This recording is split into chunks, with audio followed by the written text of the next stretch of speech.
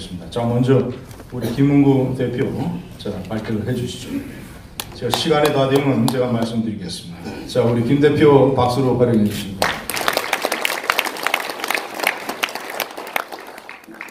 귀한 자리 불러주셔서 감사합니다. 우선 제가 이해하고 있는 박정희 정신에 대해서 좀 간략하게 정리를 하고, 그리고 현재 한국에 대해서 진단한 다음에 대한민국의 나갈 길에 대해서 이렇게 모색해보는 방향으로 발제를 하겠습니다. 개인적으로 이해하는 박정희 정신의 핵심은 그러니까 자기 책임 정신, 자조 정신이 아닌가 합니다. 하늘은 스스로 돕는 자를 돕는다. 그리고 하면 된다라는 긍정, 신념, 이 확신. 이 바로 박정희 정신의 핵심이 아닐까 이렇게 생각합니다. 그런데 이런 확신은 마르크스주의를 포함해서 아주 자연스럽게 구조적 결정론에 반대하는 그런 모습을 보이게 되는데요. 구조적 결정론은 인간의 사고와 행동이 어떤 벗어날 수 없는 틀 안에 갇혀 있다라는 생각입니다. 여기에 빠지게 되면은 패배주의적인 운명론이나 허무주의로 이렇게 들게 되기가 참 쉬운데, 그게 아니면 또 그 모든 문제를 구조의 탓으로 돌리고 구조를 해체해야 된다, 혁명을 해야 된다, 혁명만이 답이다, 이런 생각으로 또 이렇게 흘러가는 경향이 있는 것 같습니다.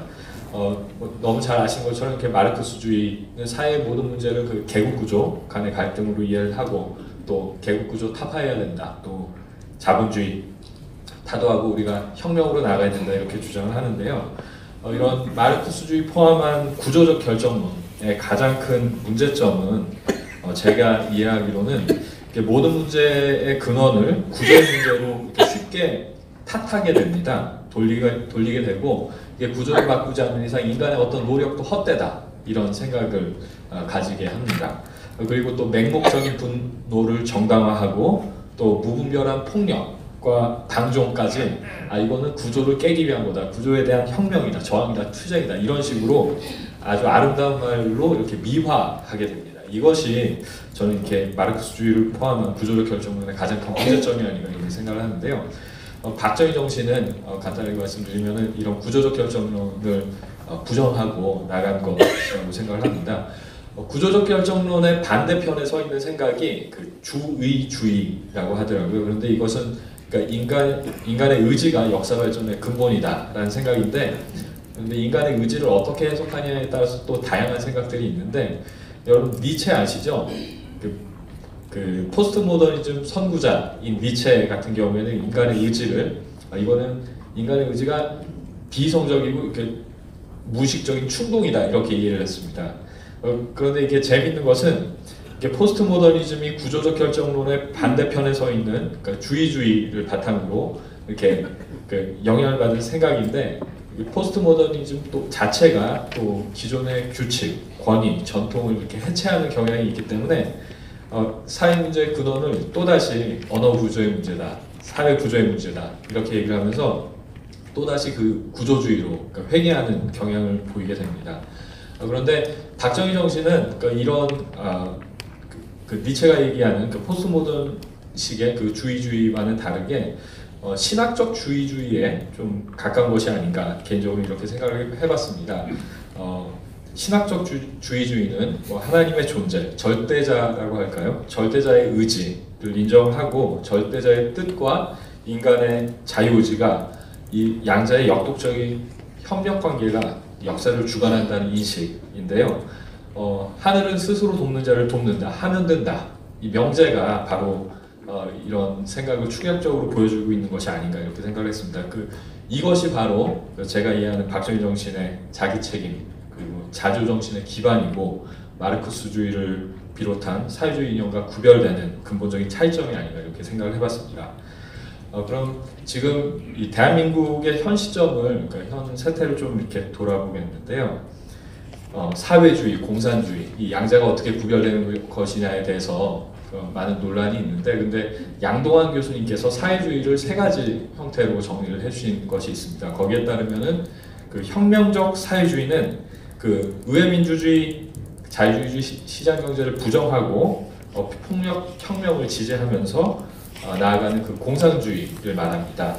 그리고 두 번째로 민주사회주의는 그 폭력혁명 대신에 민주적 방법, 그러니까 선거를 이용해서 그 사회주의 실현하자라는 생각인데, 선거를 이용하는 거 포함해서 선거를 가장해서 하는 것까지 민주사회주의에 포함되는 것이 아닌가 이렇게 생각이 됩니다. 그리고 세 번째 형태가 요즘 뭐 복지국가를 표방하면서 많이 얘기가 되는 그 사회민주주의인데요. 사회민주주의는 그 의회민주주의하고 자유민주주의 시장경제, 자유주의 시장경제 인정하면서 그 틀 안에서 그 노동자 이익 도모하는 것인데요. 그런데 지금 대한민국의 청와대 그리고 또 집권 여당을 돌아보면은 지금 말씀드린 그 혁명적 사회주의, 민주사회주의, 그러니까 사회민주주의 이 세 가지 중에 하나에 들어가는 것이 아닌가, 해당되는 것이 아닌가, 저는 그런 생각이 들었습니다. 그리고 최근에 여러분들 아시는 분들도 계시겠지만 태영호 공사를 체포해야 된다, 체포조를 만들어서 우리가 파견하겠다, 뭐 이런 청년들이 있었어요. 그런데 이런 그 청년 집단을 제가 좀 살펴보니까 그 청년 단체를 조직한 단체에서 청년들을 이렇게 교육하기를 유사시에 대한민국에 전쟁이 나면은 우리가 미국에 협력할 것이 아니라 북한을 지원해야 된다, 이렇게 애들을 가리킵니다. 그런데 그 논리가 뭐냐면은 대한민국은 친일파가 미국이 빌부터 세운 부정한 나라다. 그리고 자본주의 타도하고 우리가 사회주의로 나가야 되지 않냐. 그러니까 뭐 북한의 김씨 정권의 독재는 참 나쁘지만 그 정권 자체는 나쁘지만 사회주의 체제 자체는 우리가 보호해야 되는 거 아니냐. 그렇기 때문에 유사시에는 북한을 지원해야 된다. 이런 논리로 애들을 가르치고 있습니다. 이것이 지금 이런 일들이 일어나고 있는 것이 지금 대한민국의 현실입니다. 사회주의라는 용어 자체부터 사실은 좀 많이 조심을 해야 될 것 같은데요. 왜냐하면 아까 전에 말씀드린 세 가지 형태의 사회주의, 혁명적 사회주의자, 민주사회주의자, 또 사회민주주의자들 모두가 자기를 사회주의자라고 얘기를 하고, 또 자유민주주의 시스템 아래에서는 그 자유민주 시스템 아래에서 이렇게 허용이 가능한 사회민주주의를 모두가 표방합니다. 그리고 또 그 이념과는 상관없이 정말 그 포퓰리즘 적절히 이용해가지고 그 권력을 획득하려는 기회주의자들도 그 안에 같이 들어가 있고, 또 독일 통일 당시 서독의 상황을 돌아볼 때 개인적으로 이렇게 북한의 충직한 하수인들, 고정관속들도 그 부류에 함께 속해 있는 것이 아닌가, 이런 우려를 가지고 있는데요. 소련은 분명히 망했습니다. 소련은 망했는데, 그런데 그 광신적인 사회주의자들은 이것이 사회주의의 실패는 아니다, 이렇게 생각을 합니다.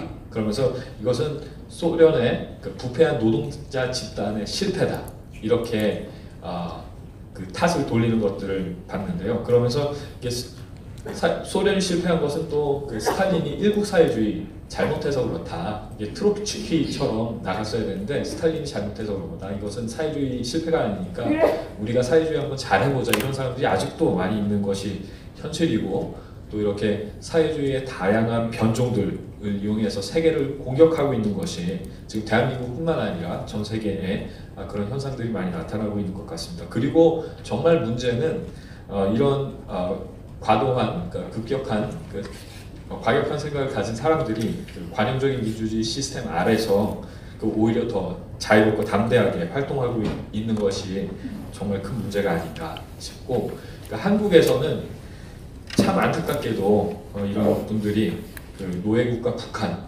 정말 비정상적인 전체주의 시스템, 주체 사상을 옹호하는 형태로까지 나가고 있는 것 같아서 참 안타까운 마음을 금할 수가 없습니다. 이게 구체적으로는 대한민국에서는 뭐 여러분들 잘 아시겠지만 70년대 중반 이후에 70년대 중반 이후에 그 북한이 경제적으로는 대한민국을 앞서갈 수 없다고 판단을 하고 그 역사 무기화, 그리고 또 용어 전쟁 전술로 이렇게 전환을 했습니다. 그러면서 그 대한민국 사람들에게 생각과 정체성에 침투를 했는데, 그 결과가 지금 나타나고 있는 것이 아닌가, 개인적으로 좀 그런 우려가 있고요. 그렇기 때문에 그 동맹국인 미국에 대해서도 사실 이렇게 미국에 대해서까지 저희가 싸워서 건국한 대한민국의 안녕과 그 번영인데, 그런 이렇게 기적과 같은 성장의 역사를 후대가 잊게 하고 부끄럽게 여기게 하는데 잠깐 성공한 것이 아닌가, 이런 생각이 듭니다. 그럼 이런 현실을 바탕으로 우리가 나갈 길은 뭐냐? 간단하게 말씀드리면은 박정희 대통령께서도 그 반공을 국시로 삼으셨고 이승만 대통령 너무 잘 아시겠지만 처음부터 그 혁명적 사회주의, 공산주의라는 거짓된 사회주의와 싸워가지고 탄생한 나라가 대한민국입니다. 그렇기 때문에 저는 개인적으로 이게 대한민국이 사회주의라는 망령과 싸워서 이겨서 세계 속에 본이 되는 것이 대한민국의 운명이 아닌가 개인적으로 이렇게 생각을 해봤습니다.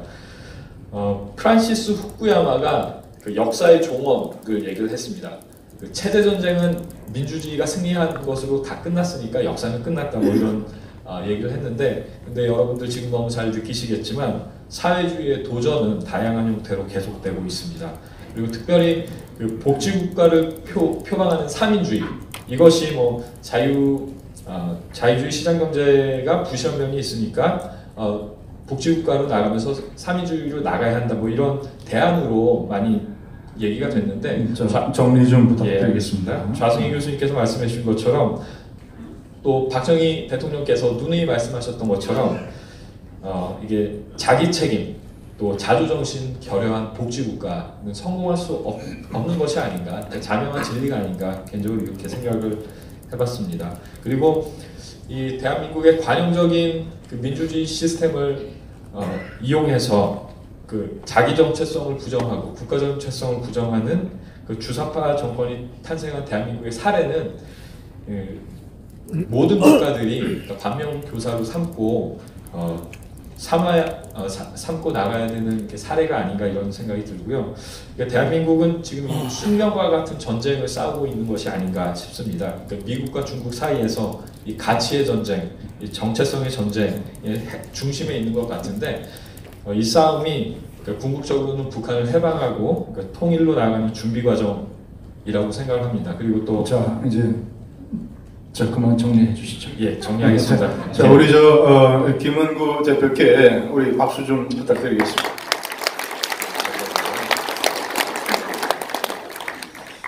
제가 먼저 질문을 하나 드리겠습니다.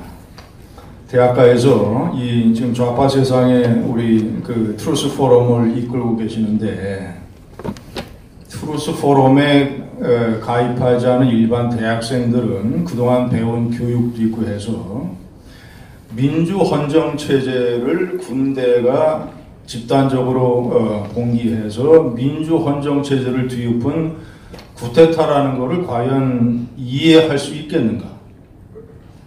그들이 박정희 대통령은 쿠데타를 저질러서 민주헌정을 뒤엎었는데 어떻게 존경할 수 있는 지도자가 되느냐라고 비판하는 학생들에게 우리 김 대표는 뭐라고 얘기하실 수 있겠습니까? 개인적으로는 그 민주주의 도그마에 지금 이게 사실 대한민국이 빠져 있는 것이 아닌가 싶습니다. 사실 이렇게 역사적인 맥락, 그 당시의 시대적인 상황을 고려하지 않고 그 쿠데타라는 잣대 그리고 또 민주주의라는 잣대만으로 그 당시의 모든 상황을 재단하는 것이 그 바람직한 그 평가인지 다시 한번 재고할 필요가 있다고 생각을 하고요.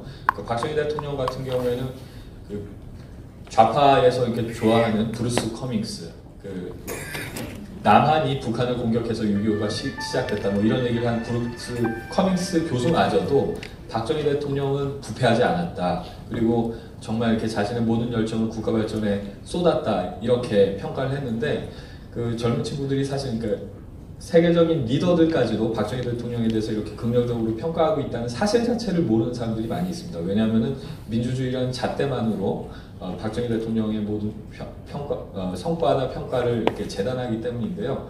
이런 점에 대해서는 이렇게 젊은 사람들도 다시 한번 돌아볼 필요가 있다고 생각합니다. 우리 패널 중에서 누구 질문하시고 싶은 분 안 계신가요? 그럼 제가 하나 더 여쭤보겠습니다.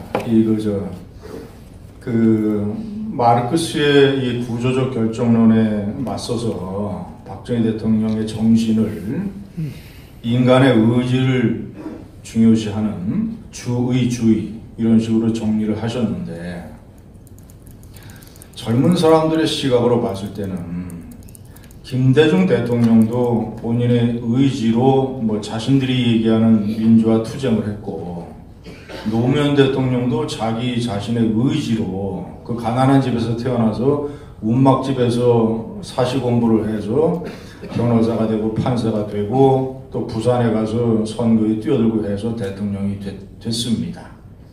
그러니까 그런 젊은 사람들의 시각으로 봤을 때 김대중 노무현의 의지론과 박정희 대통령의 의지론은 어떻게 다를 수 있습니까? 결국엔 그 방향성인 것 같습니다. 물론 그 민주화 세력이 대한민국에 기여한 부분이 분명히 있습니다. 그 부분도 분명히 인정하고 넘어가야 될 부분이 있는데, 그런데 그 박정희 대통령 같은 경우에는 그 어떤 여론을 인식하기보다는 그 모든 정책에 대한 평가는 역사에 맡기고 정말 이렇게 나라를 위해서 이렇게 헌신한 지도자였었는데요. 그 방향성에 대한 재평가를 통해서 그 박정희 대통령, 김대중 대통령이나 노무현 대통령에 대해서 지금 이렇게 다시 한번 평가를 해볼 수 있지 않을까, 역사적인 관점에서 해볼 수 있지 않을까 싶고, 북한의 인권 상황, 그리고 또 우리가 북한의 그 주민들을 해방해야 되는 그 과제들을 생각할 때 김대중 대통령, 노무현 대통령 정말 잘하셨던 건지 다시 한번 돌아볼 수 있을 것 같습니다. 네,